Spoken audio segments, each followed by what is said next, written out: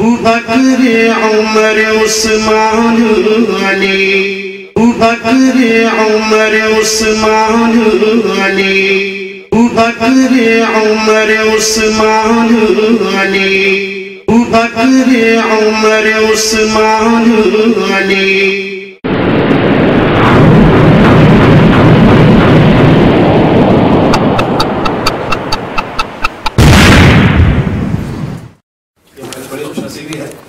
अल्हम्दुलिल्लाह हज़रत ने हमारी दरख्वास्त कबूल फरमाई है। अब तशरीफ़ रखें, बड़े इत्मीनान से हज़रत की बात सुने गौर से, और अल्हम्दुलिल्लाह हम इस्तिफ़ादा भी करेंगे हज़रत से, और हज़रत से मज़ीद भी दरख्वास्त करेंगे कि इंशाअल्लाह आइंदा भी ऐसे सिलसिले बयानात के होते रहें, ताकि ज़हनों में जो सवालात होते हैं, कन्फ्यूजन होते हैं, और जो बातिल आशपूरी उनकी ताकत उसी पर सर्फ हो रही है कि मुसलमानों को किसी तरीके से सहाबा किराम के हवाले से बदज़न किया जाए, उन्हें गुमराह मिसगाइड किया जाए। तो आइए बिला किसी ताख़ीर हज़रत को मैं दावत देता हूँ, दरख्वास्त करता हूँ। अल्हम्दुलिल्लाह अल्हम्दुलिल्लाह वस्सलामुन अला इबादिहिल्लज़ीना इस्तफ़ा खुसूसन अला सय्यिदिर रुसुल व खातमिल अंबिया व अला आलिहिल अत्क़िया व अस्हाबिल अस्फ़िया, अम्मा बादु फ़अऊज़ु बिल्लाहि मिनश्शैतानिर्रजीम। बिस्मिल्लाहिर्रहमानिर्रहीम। व इज़ क़ाल रब्बुका लिल मलाइकति इन्नी जाइलुन फ़िल अर्दि ख़लीफ़ा। सदक़ल्लाहु मौलानल अज़ीम। हज़रात, उलमाए किराम वाजिबुल एहतराम, बुजुर्गान कौम, सामीन अजीज़, दोस्तों, भाइयों और तालिब इल्म,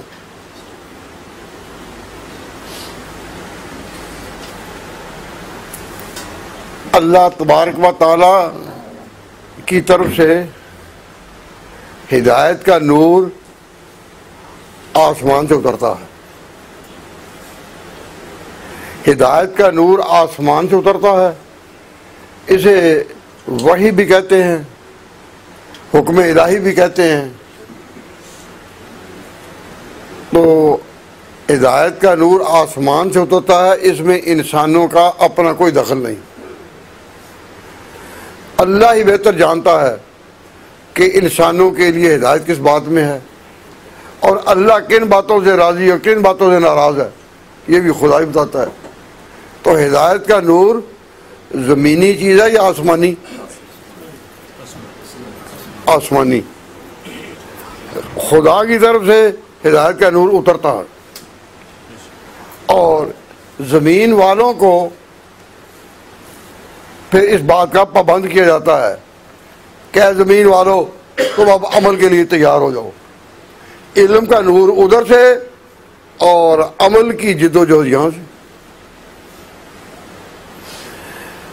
नबुव्वत में और इमामत में फ़र्क ज़हन में रहे कि नबुव्वत वो है कि नूर का चश्मा वहाँ से आया। इसमें इंसान की अपनी मेहनत का, इंसान की अपनी कोशिश का कोई दखल नहीं। अल्लाह यजअलु हैसु यजअलु रिसालता, अल्लाह ही बेहतर जानता है कि रिसालत कहाँ भेजे। उसकी तरफ से रिसालतें उतरती रहीं, नबुव्वतें आती रहीं, नबियों पर नबी आते रहे। तो हिदायत का नूर कहाँ से उतरा? और जब ज़मीन पर आए, अब ज़मीन वालों को कहा गया कि तुम इस पर अमल करो। तो ज़मीन वाले फिर कौन हुए? अल्लाह तबारक व तआला के नायबीन।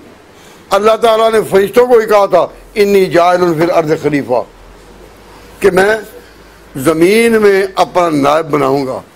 अल्लाह ताला की मखलूक़ात थी बहुत सी, फरिश्ते भी थे, जिन्नात भी थे, तरह तरह की मखलूक़ात थी, मगर अल्लाह ताला ने चाहा कि किसी को अपनी नियाबत बख्शे और खुदा की खिलाफत जो है वो ज़ाहिर हो। लेकिन हिदायत है क्या और क्या नहीं, ये सिर्फ अल्लाह ताला की अपनी पसंद है, अपना इरशाद है, अपना हुक्म है। तो नूर हिदायत कहाँ से आया? ऊपर से। लेकिन अब नीचे जब आया तो इस पर अमल करना और खुदा की नियाबत कायम करके दिखा देना, ये बनी नौ इंसान के सपुर्द हुई। अब मैं आपको थोड़ी तवज्जो दिलाता हूँ कि अल्लाह तबारक व तआला का जिस तरह हवाओं पर कब्ज़ा है, हवाओं पर अल्लाह का कब्ज़ा है, उछलते समुद्रों पर अल्लाह का कब्ज़ा है, दरियाओं पर उसका कब्ज़ा है। तो असल में हवाओं पर, समुद्रों पर, दरियाओं पर वो कब्ज़ा अल्लाह का है। लेकिन सिर्फ अल्लाह की मखलूक में इंसान है जिन्होंने अल्लाह की नियाबत में हवाओं पर जब कब्ज़ा पाया तो हवाई जहाज़ उड़ा दिए, समुद्रों पर कब्ज़ा पाया तो दुखानी जहाज़ चला दिए, पहाड़ों को उड़ा दिया, पहाड़ों को उड़ना है उन पर कब्ज़ा, तो ये इंसान। तो सारी मखलूक़ात में इस दर्जे में तरक्की कि अल्लाह तबारक व तआला के जो काम थे उसकी नियाबत में इंसान ने अपने हाथ से किए, तो इसको क्या कहते हैं? अल्लाह की नियाबत। इसको कहते हैं बनी नौ इंसान की खिलाफत, इसको कह सकते हैं कौमों की इमामत। तो इमामत का मसला जो है वो आसमानी है या ज़मीनी? अगर मेरी बात आप समझ रहे हैं तो I should like to draw your attention to the theme whether इमामत is a topic of this world or that world. But as regards the नूर नबूवत है ऊपर की दुनिया का ही। नबूवत अल्लाह ताला का अपना चुनाव है, अल्लाह चुनता है और फिर अल्लाह ताला जिनको नबी बनाता है उनकी पूरी हिफाजत करता है। And all the prophets are divinely guided by Allah subhanahu wa ta'ala from all sorts of sins, whether major or minor. तो ये नबूवत के काम कहाँ के? कहो ऊपर के, और इमामत के काम यहाँ के। निज़ाम दुनिया का चलाना, काबू पाना, हर चीज़ पर अपना काबू हो जाए, हवाओं में, खलाओं में, चांद तक अबूर करने में, वहाँ तक जाने में इंसान ने अपनी अकल के, अपनी फिक्र की, अपनी सोच की, अपनी साइंस के घोड़े कहाँ कहाँ नहीं दौड़ाए। तो इंसान ने अल्लाह ताला की नियाबत में कर दिखाई ना। लेकिन इस नियाबत में अगर नबूवत का नूर भी आए तो फिर ये सारा आंखों पर। लेकिन अगर नबूवत का नूर इन दुनिया की क़यादतों में और साइंस के इक्तिशाफ़ात में अगर वो नूर ना हो तो फिर ये एक ऐसी सोच है और ऐसी फ़िक्र है जिसको कहते हैं फ़िक्र गुस्ताख। कि फ़िक्र तो बड़ी है, आसमानों की बुलंदियों तक, चाँद की बुलंदियों तक, दरियाओं की गहराइयों तक, समुद्रों की गहराइयों तक ये इंसान जो करता है, तो ये फ़िक्र तो बड़ी अच्छी है और काबिल तारीफ़ है। लेकिन कब जब इसका ताल्लुक नूर नबूवत से जुड़े, नूर नबूवत को मानकर ये सारी चीज़ें हों तो नूरुल्लाह नूर है। लेकिन अगर नबूवत को छोड़कर हो तो इसका नाम फ़िक्र गुस्ताख। इकबाल मरहूम ने एक मकाम पर कहा था, ये फ़िक्र गुस्ताख जिसने उरियां किया है फितरत की ताकतों को, ये फ़िक्र गुस्ताख, ये साइंस की इजादात और तरक्यात, ये फ़िक्र गुस्ताख जिसने उरियां किया है फितरत की ताकतों को। एटम में क्या कुव्वतें छुपी थी, साइंसदानों ने निकाल कर एटम बम बना दिए। हाइड्रोजन के अंदर क्या गहराइयाँ थी कि ये चीज़ें ईजाद होकर आ गई। तो ये फ़िक्र जो ये काम करती रही, इसने काम तो बहुत ऊंचा किया, लेकिन अगर ये गुस्ताख है, नूर नबूवत से इसका ताल्लुक नहीं, तो फिर ये रहमत है या मुसीबत? मुसीबत है। आज हर मुल्क अपनी जगह हैरान कि कब मालूम नहीं कब एटम बम चल जाए, हर जगह बेइत्मीनानी। तो इकबाल ने उस वक्त कहा था, वो फ़िक्र गुस्ताख जिसे उरियां किया है फितरत की ताकतों को, उसी की बेताब बिजलियों से ख़तर में है उसका आशियाना। ये आशियाना खतरे में है, कायनात का आशियाना खतरे में है, दुनिया का आशियाना खतरे में है, और इंसान का ये गहवारा खतरे में है। क्यों? जब साइंस की तारीखात और इक्तिशाफात और तरक्यात का जोड़ उससे नहीं तो फिर कुछ भी नहीं। तो इमामत ज़मीनी मर्तबा है और नबूवत ऊपर वाला। हज़रत इब्राहीम अलैहिस्सलाम को नबूवत मिली, अल्लाह ताला उनको नबूवत अता फरमाई, वो नबी थे। उनको नबूवत जो मिली वो अल्लाह की अता है। अल्लाह ताला जहाँ चाहे अपनी नबूवत भेजे। और नबूवत कोई कसबी चीज़ नहीं, कोई मेहनत के साथ नहीं, कसबी चीज़ नहीं हो। माने तकद नबूवत मुक्तसबतुन कानू जमात मिन ज़नात दिल इस्लाम में यतलबूना यसीरु अंबिया। वो लोग जिंदीक हैं जो कहते हैं कि नबूवत मेहनत से हासिल की जा सकती है। जिस तरह मिर्ज़ा गुलाम अहमद कहता है कि मुझे नबूवत मिली हजूर की इताअत से, तो नबूवत मेहनत से हासिल नहीं की जा सकती। ये ज़ंदका और इल्हाद है, ये खुदा का अपना इंतखाब है। मूसा अलैहिस्सलाम एक सफ़र में अपनी बीवी के साथ जा रहे थे। बीवी को आग की ज़रूरत हुई। मूसा अलैहिस्सलाम आग की तलाश में निकले, आगे नबूवत मिल गई। तो वो आग की तलाश में निकले थे अपनी मेहनत के लिए और इस बात के लिए, कोई आसमानी बुलंदियों के बारे में तो वो तस्वुर लेकर कोई नहीं निकले थे। तो यहाँ सोचने की बात है कि नबूवत है ऊपर से और कौमों की क़यादत इमामत नीचे से। तो हज़रत इब्राहीम अलैहिस्सलाम अल्लाह के पैगम्बर तो थे ही, और बाप ने घर से भी निकाल दिया, बाप ने घर से निकाल दिया। हज़रत इब्राहीम अलैहिस्सलाम निकल पड़े, इन्नी ज़ाहिबुन इला रब्बी सयहदीन, मैं निकला हूँ रब की राह में, वो रास्ते मुझे खुद दिखाएगा। तो इब्राहीम अलैहिस्सलाम ने घर छोड़ा, ये क्या है? कहो कुर्बानी। घर छोड़ा, ये क्या है? कुर्बानी। और फिर कुर्बानियों की इंतहा यहाँ तक कि अपने लख्ते जगर को रिज़ाए खुदाबंदी के लिए उन्होंने ज़बह होने के लिए लिटा दिया। इससे बढ़कर कोई कुर्बानी का तस्वर हो सकता है? तो जब इन तमाम कुर्बानियों में इब्राहीम पूरे उतरे, वाइज़िब्तला इब्राहीम रब्बुहु बिकलिमात, अल्लाह ताला ने आजमाया इब्राहीम को कई बातों में, कई कुर्बानियों में, कई आकाम में। फ़अतम्महुन, तो इब्राहीम ने सारे काम पूरे कर दिखाए, सारे इम्तिहान पूरे। काला, तो अल्लाह ताला ने कहा इन्नी जाइलुका लिन्नास इमामा, कि मैं तुझे अब इमाम बनाऊंगा। ये नबी तो थे ही, नबी तो तुम थे ही ऊपर के निज़ाम में, लेकिन ज़मीन में मैं तुम्हें इमाम बनाऊंगा। सारी कौमें तुझसे आगे चलेंगी। और तौरात के अल्फाज हैं कि खुदा ने कहा कि मैं इब्राहीम को बड़ी कौम बनाऊंगा, बड़ी कौम। इब्राहीम की कौम इतनी है कि कुल इसराइल उन्हीं से, और कुल अरब बनु इस्माइल उन्हीं से। तो खुदा ने कहा था ए इब्राहीम तुझे मैं बड़ी कौम बनाऊंगा, फिर खुदा ने बनाया। मैं इस वक्त इस पर तबसरा नहीं कर रहा कि बनु इसराइल और बनु इस्माइल के इख्तिलाफात कितनी करवटें ले रहे हैं।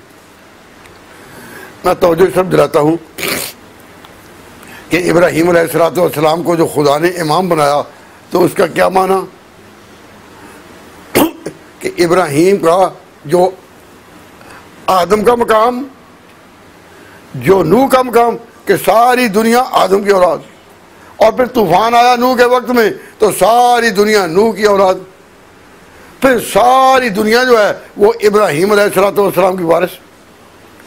तो फरमाया इन्नी जाइलुका लिन्नास इमामा, ऐ मेरे पैगम्बर, ऐ इब्राहीम तूने इम्तिहानात पूरे कर दिखाए, अब मैं तुझे इमाम बनाऊंगा। तो ये इमामत ज़मीनी मनसब है या आसमानी? भाई ये मेरी बात समझो। तो इमामत जो है ये आसमानी चीज़ है या ज़मीनी? ज़मीनी। आसमानी चीज़ का नाम क्या है? नबूवत और रिसालत। आसमानी चीज़ का नाम है नबूवत और रिसालत,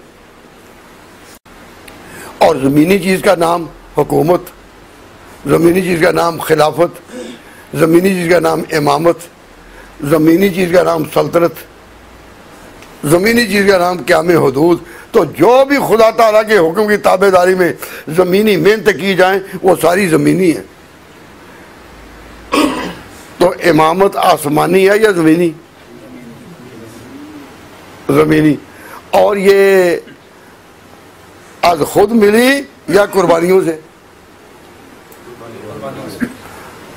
खुद मिली या कुर्बानियों से? इब्राहिम ने कुर्बानियां की या ना? मालूम हुआ कि नबूवत तो उसका अपना इंतखाब है, नबूवत उसका अपना इंतखाब है, लेकिन इमामत जो है वो मिलती है मेहनतों से, कुर्बानियों से।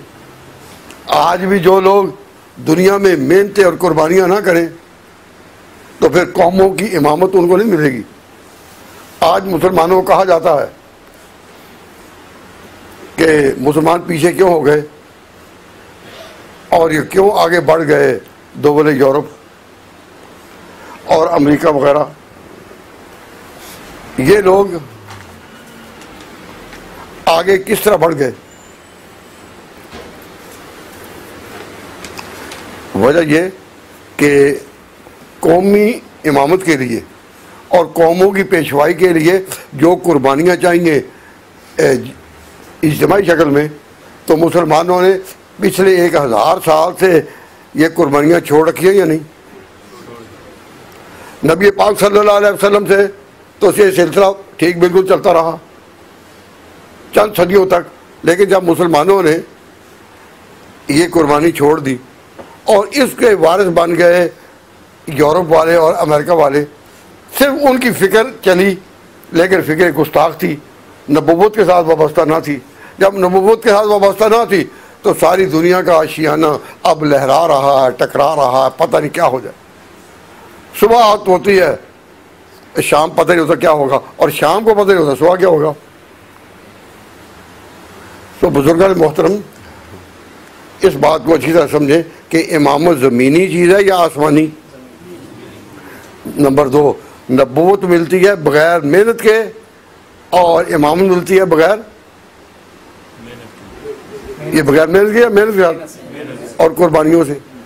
अब हम मुसलमान आले सुन्नत वल जमात ख़त्म नबूवत के कायल हैं कि हुज़ूर के बाद आसमानी ओहदे ख़त्म, अब जितनी मेहनत होगी ज़मीनी कामों पर, ऊपर वाले ओहदे ख़त्म है। तो ख़त्म नबूवत का माना क्या है? ख़त्म नबूवत का माना यह है अब आसमानी ओहदे मिलने ख़त्म हो गए, अब किसी को आसमानी ओहदा नहीं मिलेगा। तो मिलेगा क्या? अगर मेहनत करे तो इमामत मिल जाएगी, खिलाफत मिल जाएगी, दुनिया की हुकूमत मिल जाएगी और सल्तनत मिल जाएगी, दुनिया में इज़्ज़त मिल जाएगी। लेकिन ये सारे इंतज़ामी उमूर हैं। अब अगर ये कहें कि जी जिस तरह नबूवत ऊपर से है ना, खुदा की तरफ से नबूवत और सारा, तो इमामत भी उसी तरफ से है, तो ख़त्म नबूवत का अकीदा फौरन पामाल हो जाता है या नहीं? मेरी बात समझ आ रही है? जिस तरह नबूवत और रिसालत ऊपर से है, तो अगर इमामत भी ऊपर से हो, तो जो लोग ये अकीदा बना बैठे कि जी नबूवत और रिसालत भी खुदा की तरफ से, तो जब नबूवत ख़त्म हुई अब इमामत का सिलसिला चला, तो 12 इमाम यके बाद यके रहेंगे। वो कुछ मेहनत करेंगे मर्तबा इमामत के लिए, जिस तरह इब्राहिम ने की थी कि नहीं जी मेहनत तो कोई नहीं करेंगे। जब मेहनत कोई नहीं करेंगे तो तुम इमाम के सेंस में कहते हो। इमाम का तो माना ये कि किसी काम में कोई आगे लगे, किसी काम में कोई आगे लगे ना। आपने अभी नमाज पढ़ी है, तो नमाज में आगे कौन लगा? जो इमामुस सलात है। तो कोई आगे लगा तो सारी इमामत का सिलसिला कायम हुआ ना। तो एक इमामत का तस्वुर वो बना दिया गया कि जी इमामत आसमानी मनसब है, तो अगर आसमानी मनसब है तो मेहनतों पर क्यों है? इब्राहिम को इमामत मेहनतों पर मिली या बगैर मेहनत के? कुर्बानी पर मिली या बगैर कुर्बानी हो गए? कुर्बानी हुई। तो जब इब्राहीम अलैहिस्सलाम को ये मर्तबा मिला तो इससे पता चला कि कौमों की इमामत किस तरह मिलती है। कहो मेहनत से, जो मेहनत करेगा वो पालेगा। मसलन मैं एक बात कहता हूँ, तूने पूछी है इमामत की हकीकत मुझसे, मुझे मौजू दिया कि मैं मसला इमामत पर कुछ अर्ज करूं, तो तूने पूछी है इमामत की हकीकत मुझसे, हक तुझे मेरी तरह साहिब असरार करे,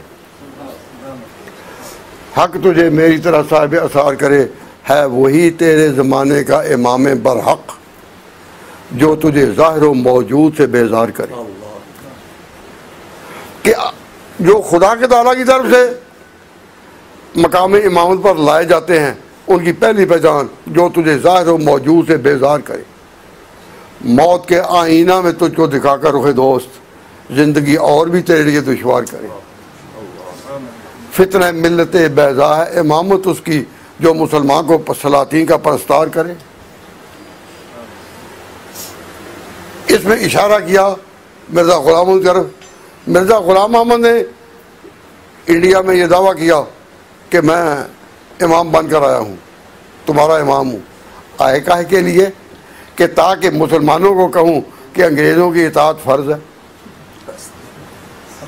तो इकबाल ने सही बात कह दी कि फितना मिल्लत बैज़ा है इमामत उसकी जो मुसलमान को सलातीन का परस्तार करे। तो इमामत का मकाम वही है, जो कुर्बानी करे वो आगे बढ़ जाएगा और अल्लाह ताला उस पर अपनी पसंदीदगी हाथ रखेंगे।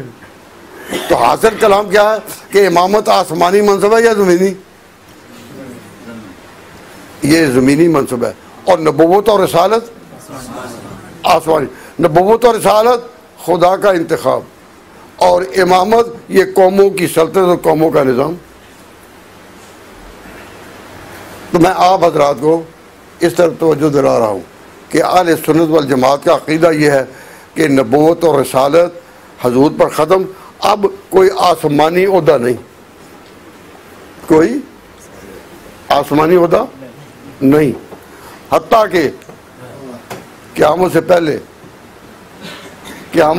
हज़रत ईसा अलैहिस्सलाम जब आएंगे तो वो भी उस वक्त नबी की हैसियत में नहीं आएंगे बल्कि हजूर के ताबेदार की हैसियत में आएंगे। मालूम हुआ कि ऊपर वाले निज़ाम में जो रिसालत और नबूवत और अल्लाह तबारक व तआला का अपना वो ख़त्म हो जाएगा, अब किसी को नहीं मिलेगा। तो क्या मिलेगा? आसमानी। अब हमारे नबी पाक सल्लल्लाहु अलैहि वसल्लम अल्लाह के पैगंबर और नबी हजूर अल्लाह के नबी थे और हैं। लेकिन अल्लाह ताला ने जब आपने खुदा के नाम पर अकीदा तौहीद पेश किया और निज़ाम अमल के तौर पर रोज़े और नमाज वगैरह का नाम पेश किया, तो हुजूर ने जब ये निज़ाम पेश किया तो क्या थी? नबूवत और रिसालत। लेकिन जब अल्लाह तबारक व तआला ने हुजूर को कह दिया ऐ मेरे महबूब अब कुर्बानियों के लिए तैयार हो जाए, तो नबी पाक सल्लल्लाहु अलैहि वसल्लम ने कुर्बानी की। क्या कि मक्का छोड़ दिया, हिजरत करके आ गए मदीना मुनव्वरा में। फिर कुर्बानी की कि इनको कुफार के मुकाबले में जंगें लड़ी, तो हुजूर ने कुर्बानियाँ की। किसी कुर्बानी में आप पीछे नहीं रहे। फिर अल्लाह ताला ने 10 सालों के अंदर अंदर हुजूर को दुनिया का सबसे बड़ा बना दिया। कैसो किसरा की हुकूमतें जो सदियों के तमद्दुन की वारिस थीं, सदियों की हुकूमतों में उनमें चली आ रही थी, सारे की सारी कैसो किसरा की, यमन की, मिस्र की, शाम की सारी हुकूमतें ज़ेर हो गई और ग़ुलामान मुस्तफ़ा हज़ूर अकरम सल्लल्लाहु अलैहि वसल्लम की जमात के लोग जो थे वो छा गए। तो किस तरह छा गए? कुर्बानियों से कि कुर्बानियों के बगैर ही। तो अब मकाम इमामत, मकाम तारीख बताती है कि हजूर सल्लल्लाहु अलैहि वसल्लम का जो दीन है और जो मिशन, इसका मकाम इमामत अल्लाह तबारक व तआला ने सहाबा किराम को अता फरमाया। ये दुनिया की कौमों में आगे हुए। और गौर करें कि हज़रत अबू बकर सिद्दीक़ रज़ी अल्लाह तआला अन्हु वो कौन है? इनकी पहचान आपको होनी चाहिए तरतीब से होनी चाहिए। क्या कि इब्राहीम ये अबू बकर सिद्दीक़ रज़ी अल्लाह तआला अन्हु कौन है? जवाब, जिनसे इस्लाम की गिनती शुरू हुई थी। अब मुसलमान कहते हैं करोड़ों और मिलियंस, लेकिन गिनती शुरू कैसे हुई थी? तो मुसलमान बतौर कौम के कभी काम नहीं कर सकते जब तक के वहाँ से शुरू ना हो जहाँ से इस्लाम की गिनती शुरू हुई थी। अबू बकर सिद्दीक़ रज़ी अल्लाह तआला अन्हु रफ़ाक़त मुस्तफ़ा में इस तरह चले जिस तरह असल के साथ साया चलता है। जब आप जा रहे हो धूप में तो साया ज़मीन पर पड़ता है। अबू बकर सिद्दीक़ रज़ी अल्लाह तआला अन्हु ने अपनी ज़िंदगी इस तरह हजूर के साए में कि अगर हजूर के रोज़े की जगह, हजूर के जहाँ रोज़े की जगह है उसमें कोई खड़ा हो तो उसका साया वहीं पड़ेगा जहाँ अबू बकर की कब्र है। अमन अन्नास बर मौलाए माँ, अमन अन्नास बर मौलाए माँ, आकली में अव्वल सनाए माँ, हिम्मत व किश्त मिलत राचो अब्र, सानिए इस्लाम गारो बदरो कब्र। तो अबू बकर सिद्दीक़ रज़ी अल्लाह तआला अन्हु से हमारी तारीख शुरू होती है। और आप हैं हमारे नबी पाक सल्लल्लाहु अलैहि वसल्लम ने जब हिजरत की, कुर्बानियाँ की, तो आप इमाम अव्वल, तो उनकी नियाबत में फिर जो इमामत चली वो खिलाफत राशिदा है। मैं एक बात की तरफ तवज्जो दिलाऊंगा कि वह तवज्जो करें कि हज़रत अबू बकर सिद्दीक़ रज़ी अल्लाह तआला अन्हु को खलीफा कहाँ चुना गया था? अपनों के माहौल में या गैरों के माहौल में?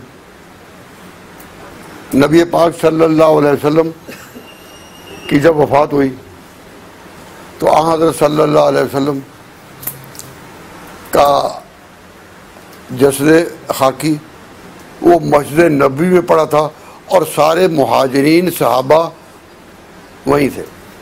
क्यों? जहाँ कोई वफ़ात हो जाए तो जो घर वाले हैं वो चारपाई के पास ही बैठते हैं ना। तो हजूर की जब वफ़ात हुई तो किस कौम और किस तबके का ये हादसा पेश आया? मुहाजिरीन का, सहाबा का, जो मक्का से हिजरत करके मदीना आए थे। तो जो ही हजूर फौत हुए सारे मुहाजिरीन ने वहीं डेरा डाल दिया। कहाँ? यहाँ मस्जिद नबी में, और बैठे थे बेचारे, दिल गम से भरा हुआ। वहाँ ये तो मुहाजिरीन और जो अंसार थे, अंसार का माना मदीना के लोग, जिन्होंने मुहाजिरीन की मदद की और अंसार कहलाए। तो ये अंसार और इनके सरदार अपनी जगह जमा थे। जब ये अपनी जगह जमा थे तो ये सोचने लगे कि पैगंबर तो खुदा का इंतखाब है ना, वो तो अल्लाह ताला ने अपना इंतखाब मक्का में भेज दिया, हमने उसके लिए दरवाजे अपने खोल दिए मदीना में। लेकिन अब तो वफात के बाद आगे इंतजामी मसला है या आसमानी?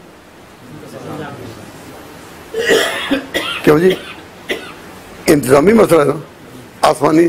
तो हम करें कि जो भी आपका जानशीन हो वो अंसार में से बनाओ, पैगंबर मुहाजिरीन में से और जानशीन अंसार में से।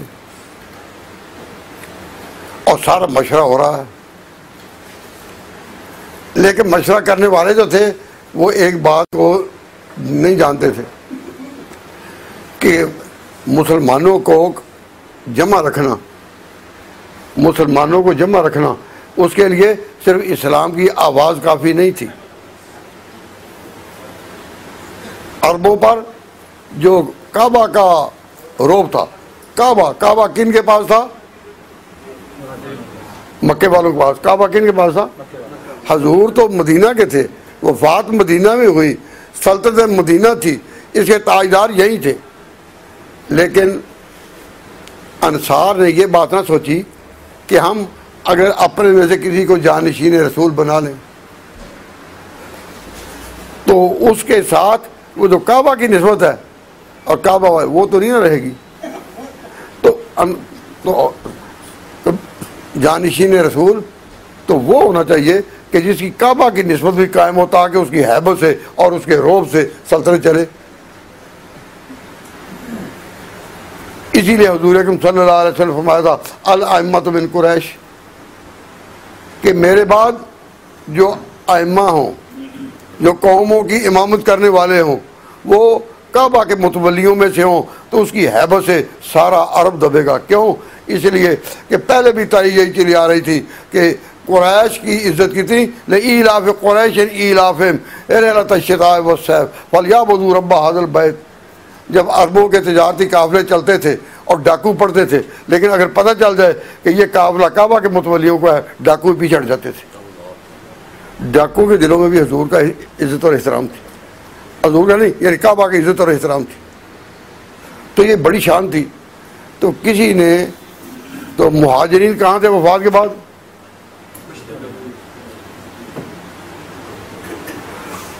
मस्जिद मदीना में, हुजूर की मस्जिद में। और अंसार कहाँ थे? एक अंसारी सरदार थे बड़े बुजुर्ग हज़रत साद इब्न उबादा रज़ी अल्लाह ताला अन्हु, उनके हाल में हवेली में एक बड़ा इज्तिमा हुआ जिसको कहते हैं सकीफा बनी साइदा। वहाँ लोग जमा हुए और सारे के सारे यही कह रहे थे कि अब जानशीन चुना जाए। अगर अंसार में से चुना जाता तो मक्का वालों की जो हैबत थी और एक काबा की जो निस्बत थी वो नए जानशीन की शामिल होती ना। तो सहाबा में एक साहबी हज़रत नोमान, वो कहीं वहाँ से गुजरे तो उनको पता चल गया कि ये तो बड़ा इज्तिमा हो रहा है और अंसार ये सोच रहे हैं। उन्होंने जाकर मक्का मुकरमा में, उन्होंने जाकर मस्जिद नबवी में इत्तला दी मुहाजिरीन को, और तुम यहीं बैठे हो, वहाँ तो जानशीन रसूल को चुना जा रहा है। अब जो मुदब्बिरीन थे साहबा में 3 आदमी बड़े, हज़रत अबू बकर सिद्दीक, हज़रत अबू उबैदा बिन जर्राह और हज़रत उमर, ये तीनों वहाँ से उठे और वहाँ पहुँच गए। जाकर इन्होंने इज्तिमा में शिरकत की और वो लोग महसूस कर रहे थे, पहले से महसूस कर रहे थे कि हुजूर ने तो इमामत नमाज की इन्हीं को दी है, तो जिनको इमामत नमाज की दी थी जो वही आ गए। तो अबू बकर सिद्दीक ने खड़े होकर एक खुतबा दिया। वो खुतबा अजीब शान रखता है। हासिल उसका ये कि आपने कहा कि हुजूर खुद फरमा गए अल अइम्मतु मिन कुरैश, तो फरमाया कि अइम्मा जो हैं वो तो होंगे कुरैश से, अलबत्ता अंसार तुम हमारे वज़रा बनो, लेकिन जो जानशीन रसूल हो वो कुरैश में से होगा। ये किसने कहा? अबू बकर सिद्दीक रज़ी अल्लाह अन्हु। और चूँकि बात सही थी, इरशाद नबूवत था, उनको भी याद आ गई कि हुजूर का ये इरशाद है। फिर नतीजा क्या हुआ कि सारे अंसार मान गए कि ये ठीक है, काबा के मुतवल्ली और कुरैश और काबा से निस्बत रखने वाले इनको आगे करो तो सारा अरब एक होगा। दुनिया के दूसरे ममालिक जो हैं वो भी मुसलमानों की सबों में आगे दाखिल होंगे अगर इनका रोब रहा। तो काबा वालों का चूँकि पहले से रोब था कि इनके काफिले उस नाजुक दौर में भी महफूज थे। अब भी मुसलमानों का अरबों से कितना इख्तिलाफ क्यों ना हो जाए किसी मसले में, हालात का, लेकिन जब काबे का नाम आ जाए तो सब के दिल अजमत में झुक जाते हैं या नहीं। पूरी दुनिया में हज़ारों मीलों के फासले पर भी जब मस्जिद बने तो इसी की पाबंदी के काबा की तरफ, काबा निशान काबा का हो। मालूम हुआ काबा मुसलमानों के दिल में बसता है। तो अंसार ने मान लिया कि हाँ। तो हज़रत अबू बकर सिद्दीक़ रज़ी अल्लाह ताला ने कहा कि मेरे नज़दीक जो शख्स कवी है और मामलात को पूरा समझता है वो है हज़रत उमर। तो मैं इनका नाम पेश करता हूँ कि इनको हम खलीफा चुन लें। उन्होंने ये समझा कि जो रूहानी दर्जा है मस्जिद की इमामत वो तो मैं करता रहूँ, लेकिन सल्तनत के उमूर जो दौड़ भाग के ताल्लुक वो ये कर लें। तो उन्होंने हज़रत उमर का नाम पेश किया। हज़रत उमर रज़ी अल्लाह ताला अन्हु ने हज़रत उमर रज़ी अल्लाह ताला अन्हु ने उठकर ऐसी तकरीर की, एक ही बात में उन्होंने इस तजवीज़ को मुस्तरद कर दिया और कहा हज़रत उमर को कि कुरान में सानिया सनैन हजूर के साथ दूसरा खुदा ने तुम्हें कहा है या मुझे कहा है। कुरान सबके सामने है, उसमें सानिया सनैन जो कहा गया मुझे है या तुम्हें। इसका जवाब हज़रत उमर के पास कोई नहीं था। खुद तो नहीं कहते कि मैं ही हूँ, लेकिन चुप हो गए। तो हज़रत उमर रज़ी अल्लाह ताला अन्हु ने फिर कहा हाथ बढ़ाइए, मैं आपके हाथ पर बैत करता हूँ। आप तो मुझे खिलाफत के लिए कहते हैं, मैं आपके हाथ पर बैत करता हूँ। तो मैं पूछता हूँ आपसे कि हज़रत अबू बकर सिद्दीक़ रज़ी अल्लाह ताला अन्हु की बैत अपनों के इज्तिमा में हुई, मुहाजिरीन में और मस्जिद में जो पहले से उनके साथ थे, या उस इज्तिमा में हुई जो एक मुतबादिल तजवीज़ के साथ जमा हुआ था? क्यों जी? तो कमाल तो ये है कि हज़रत अबू बकर खलीफा चुने जाएं, लेकिन खलीफा चुने जाएं उस माहौल में कि जो जमा हुआ है अंसार में से खिलाफत चुनने के लिए। तो अगर ये कोई होता, साजिश होती, जिसे कहते हैं जी हक हज़रत अली का था और ये तो साजिश थी जिस पर अबू बकर ने कब्जा कर लिया, तो मैं ये कहता हूँ अगर ये साजिश होती तो साजिश अपनों में होती है या गैरों में? और साजिश चुपके से होती है, अंधेरे में मशवरे होते हैं। मुसलमान अपनी तारीख में कोई अंधेरे की पैदावार नहीं है। तो अगर ये साजिश होती तो फिर उनका इंतखाब कहाँ अमल में आता? अपनी जगहों में। लेकिन नौजवानों, दोस्तों, अजीज़ों, बाज़ियों, तालिब इल्मों, इस बात को याद रखो कि अबू बकर सिद्दीक़ की खिलाफत अमल में आई उस इज्तिमा में जो अंसार में से खलीफा चुनने के लिए वहाँ जमा हुए थे। और मज़ा तब है कि जब इंसान की पजीराई उन हल्कों में हो जो मुखालिफिन के हैं, जो मुखालिफिन के हैं। तो अब उन लोगों ने जब बैत कर ली तो फिर हज़रत अबू बकर सिद्दीक़ आए अपनी मस्जिद में और वहाँ ख़बर दी कि वहाँ ये हालात थे और अबू बकर का खिलाफत के लिए इंतखाब हो गया। तो सारे मुहाजिरीन ने भी फिर बैत की। तो मुहाजिरीन की बैत अबू बकर सिद्दीक़ की अव्वल दर्जे की है या सानी दर्जे की? और अव्वल दर्जे की किन की? अव्वल दर्जे की बैत अंसार की है अबू बकर के साथ, और दूसरे दर्जे में मुहाजिरीन की है। अब जिसकी खिलाफत इतनी मासूम हो, इतनी पाकीज़ा हो, इतनी पुरलुत्फ हो कि उसमें साजिश का कोई शैबा तक नहीं, तो मैं कहा करता हूँ भाई अगर इससे पहले हजूर का कोई इरशाद हो गया था कि खलीफा अली हो, तो इस मौके पर कोई शख्स तो कह सकता था ना कि अगर अंसार में से नहीं, अंसार में से नहीं, कुरैश में से चुनना खलीफा तो फिर अली को चुनो। किसी ने नाम लिया नहीं, और उस वक्त नाम की जरूरत थी या नहीं? ये हीला तो किया जा सकता था ना। इससे पता चला कि उस वक्त तक ये कहीं तस्वुर में भी नहीं था कि हजूर गदीर ख़ुम में हज़रत अली को खलीफा बना गए। अगर खलीफा बना गए होते तो वो वक्त था कि कोई तो आवाज़ उठाता कि अगर अंसार में तो खलीफा नहीं तो फिर खलीफा वही होगा जो गदीर ख़ुम में। किसी ने कहा नहीं। तो ये पता चल गया कि खिलाफत अबू बकर सिद्दीक़ की किन हालात में अमल में आई। समझ आ गई ना कि नहीं समझाई? इन हालात में वो अमल में आई मैंने आपके सामने। और मुसलमानों में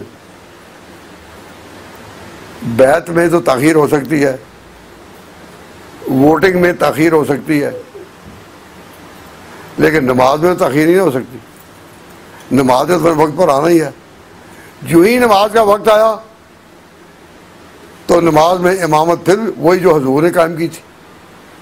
हज़रत अबू बकर सिद्दीक़ रज़ियल्लाहु ताला अन्हु ने अबू बकर को इमाम नमाज मुकर किया था तो नमाज के लिए कौन खड़े हुए?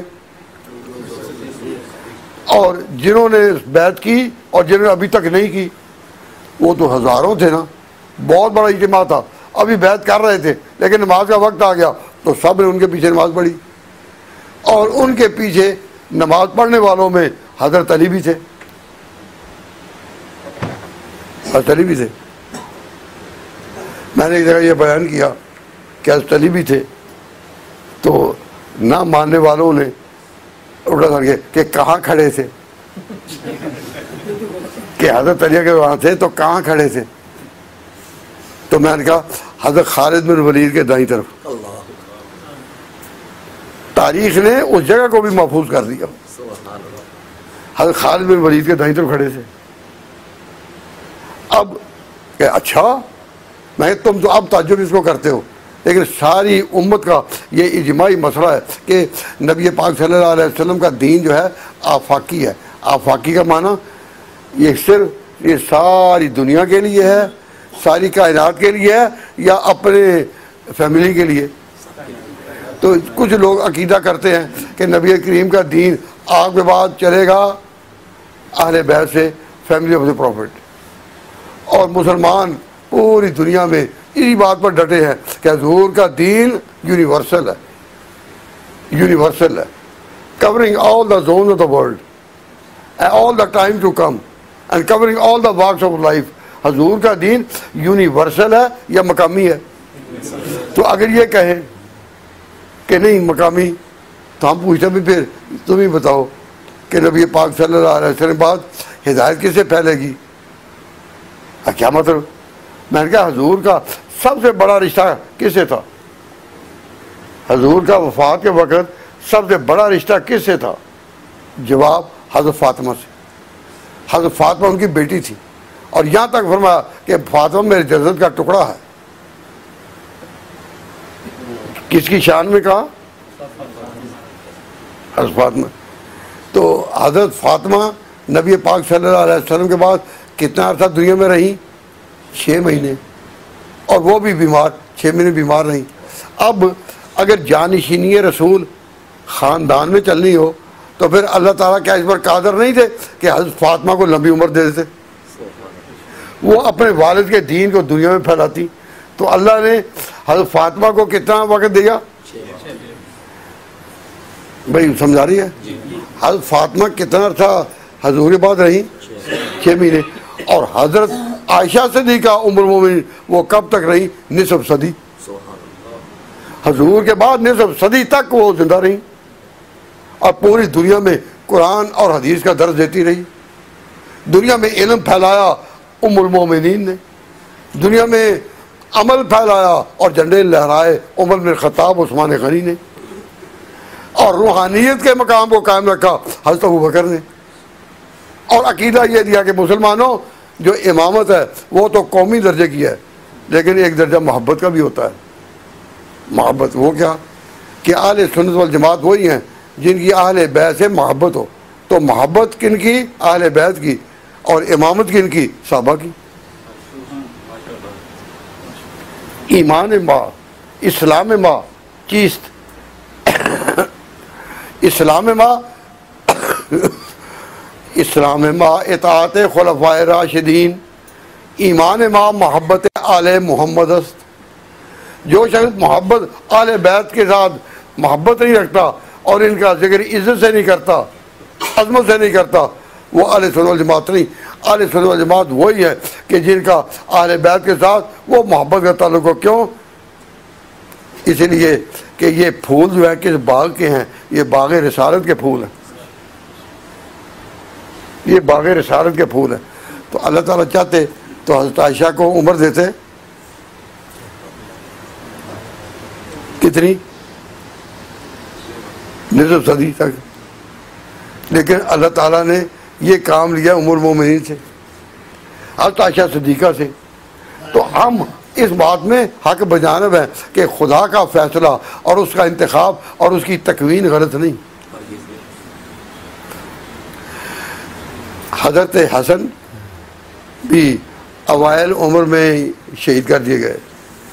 जालिमों ने हसन और हुसैन दोनों को शहीद किया किस उम्र में?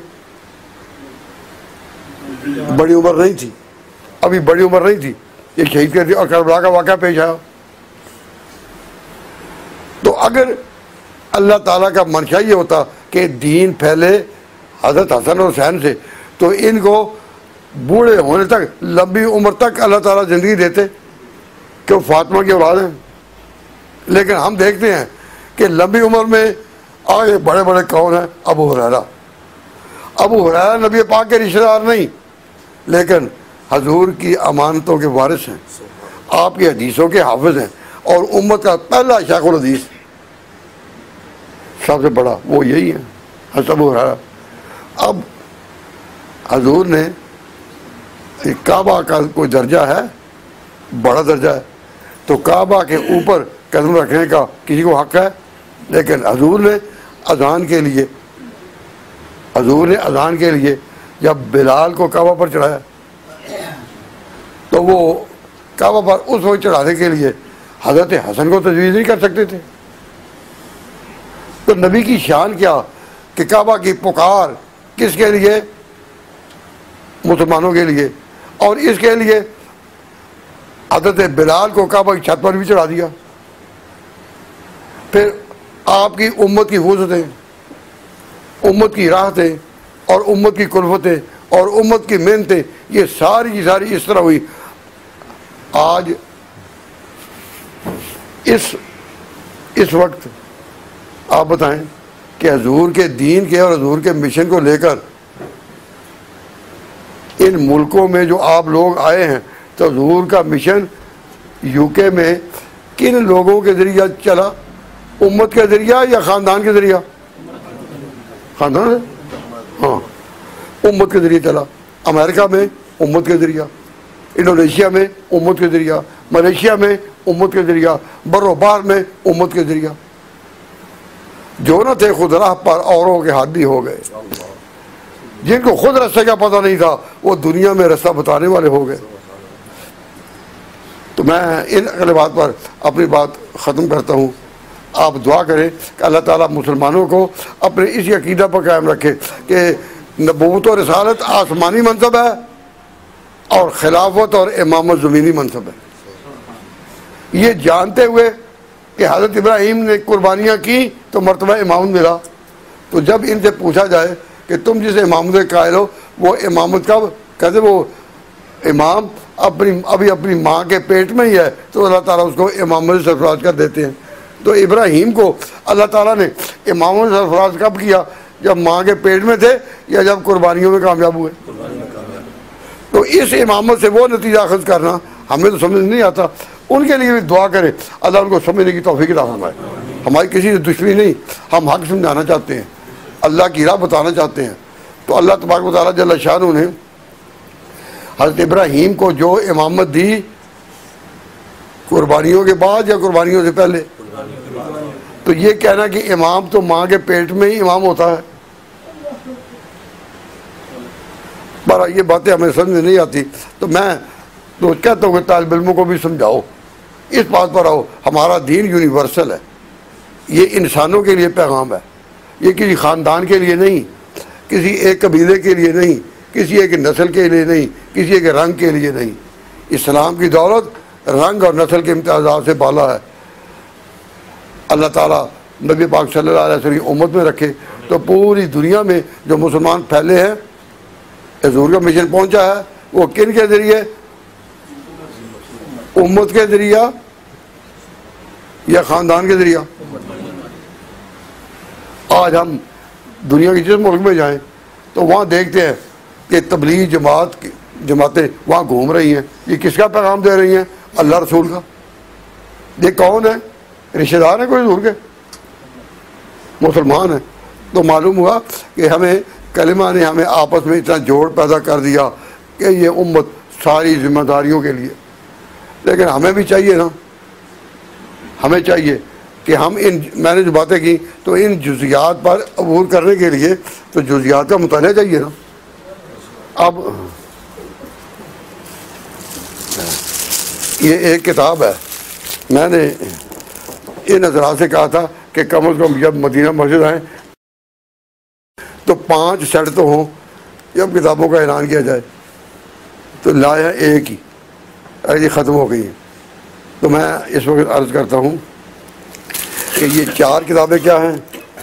ये है हज़रत अबू हुरैरा जो हदीस के सबसे बड़े हाफिज़ इस उम्मत में गुजरे, उन पर यह किताब है हज़रत अबू हुरैरा पर। और ये जो 3 किताबें हैं इनमें एक हज़रत अबू बकर पर और 2 हज़रत उमर पर। हज़रत उमर का दौर ख़िलाफ़त जो कि बड़ा अहम है इसी 2 जिल्दों में। तो अगर आप अपनी तारीख़ से वाकिफ़ होना चाहते हैं तो कोई एक खुशकिस्मत इस किताब एक ही है ना, कोई एक इस किताब को ले सकेगा।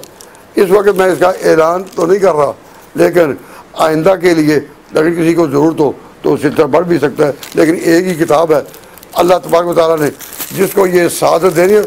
और ये है कि आप तो जलसा में आए हैं तो ये तो है हमारी तारीख़ के मसाइल, लेकिन हमारे जो दिन रात अकायद के मसाइल हैं कि हमारी दिन रात हम जिस इस्लाम पर अमल करते हैं उसमें ये 40 नए अमाल लोगों ने दाखिल कर लिए। इस्लाम में दाखिल किए गए 40 नए अमाल। उन्होंने तो एक ही दाखिल किया था, लेकिन अमल नहीं, अकीदा। क्या अकीदा? इमामत का एक। इन्होंने 40 अमल दाखिल कर लिए। अजान में कितने अमल, जनाजे में कितने अमल, दरूद में कितने अमल, नमाज में कितने अमल, कब्रों की ज़ियारत में कितने, हर एक। तो बड़ी मेहनत के साथ वो सारे अमल 40 50 है। अच्छा अच्छा, मैंने कहा मुझे ये लिखा हुआ है ना वो तकरीबन 30 साल का है ना, तो अब मैंने देखा तो मुझे याद आया ना। अच्छा, तो ये 50 अमाल नए दाखिल हैं। इसमें से पहला कलमे में 5, दुरूशी में 5 नए अमाल, नमाजों में 10। तो ये सारी फहरिस्त की दी गई है। तो हमारे लिए पढ़ने का शौक़ नहीं, तो इसलिए कि घरों की डेकोरेशन तो है ना, ये दोनों तरफ से लेमिनेशन है। घर में जो लगाए लेकिन कील के साथ नहीं लगाए, फ्रेम करके या वो फिर ये इंशाअल्लाह रज़ी 10-15 साल तक 20 साल तक ज़ाहिर नहीं होगा। और जब भी फारिग टाइम हो पढ़े। अगर मस्जिदों में लगे हों तो जब अभी अजान होती है, जमात में कोई टाइम होता है तो बाज़ औक़ात लोग बातें करते रहते हैं, तो बातें करने की वजह इसको पढ़ना ज़्यादा बेहतर नहीं। तो अगर ये किताब एक ही है तो ये 4-5 हैं। तो अल्लाह तबारक व तआला जल्ल शानहू कबूलियत अता फरमाए। तो अपने अकीदे की हिफाजत के लिए ये अकीदा रखो कि इमामत इंतज़ामी मंसला है, आसमानी नहीं। और अपने रोज़मर्रा के अमाल के लिए कि सुन्नत के मुताबिक ज़िंदगी हो और मस्जिद भी सुन्नत के मुताबिक चले, बिदात के साथ नहीं।